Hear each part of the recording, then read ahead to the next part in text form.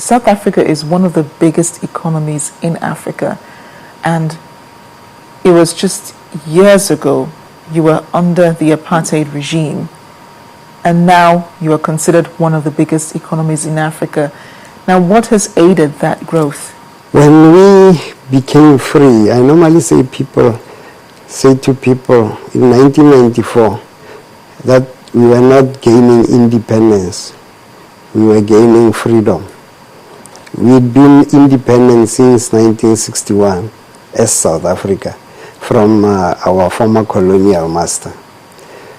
But because that the power was given to only one sector of the South African nation, much to the disadvantage of the majority, then there had always been a strife.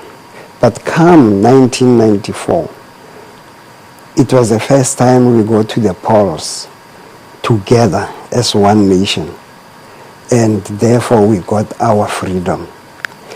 Now, when we got our freedom,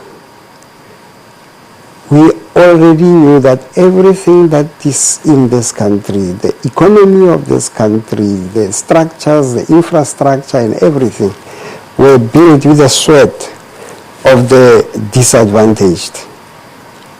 They worked hard. And we are not going now that we are now in power, going to destroy them. Our forefathers worked very hard to build those roads, to build those bridges, to build that economy. So we are not going to, as Nelson Mandela said, South Africa belongs to all those who live in it. Meaning that even we who have been disadvantaged all the time, and those who have had the economy of the country in their hands, this South Africa belongs to us all. So we have to come together now and make the best out of what we have. So that is why South Africa couldn't just go down. There was no revenge. If there was revenge, then we would have destroyed what was there. But there was no revenge. When Mandela got out of jail, he preached reconciliation and forgiveness. So we reconciled as a nation, and then for the first time we saw each other as brothers and sisters. And it was for all of us now to say whatever belongs to this country belongs to us all. We were all taxpayers. Everything that is built here, it is built out of our money, and not only that, but out of our sweat. So that's why. Well, you also had great influence across Africa, but what was that like in relation to other African leaders? Because many of them admired him, but they did not want to be like him. Well, I would agree with you.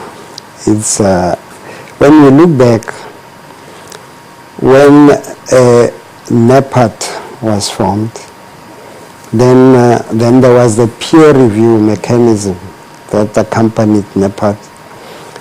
It was not all leaders on the continent who wanted to sign up to that, because you didn't really want to be watched by another, by your peers who would then be telling you, no, don't do this, do it that way.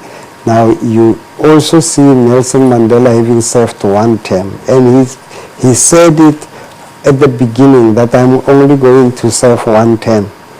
And after that one term, he didn't go for the second term, he stepped down gracefully. And that was a message to all the leaders on the continent, that you don't have to be the rest of your life in that position as a president. Oh yes, indeed, it was not everyone who liked that, but they all revered him, but they would not want to emulate him. So that has been the dichotomy of the African politics.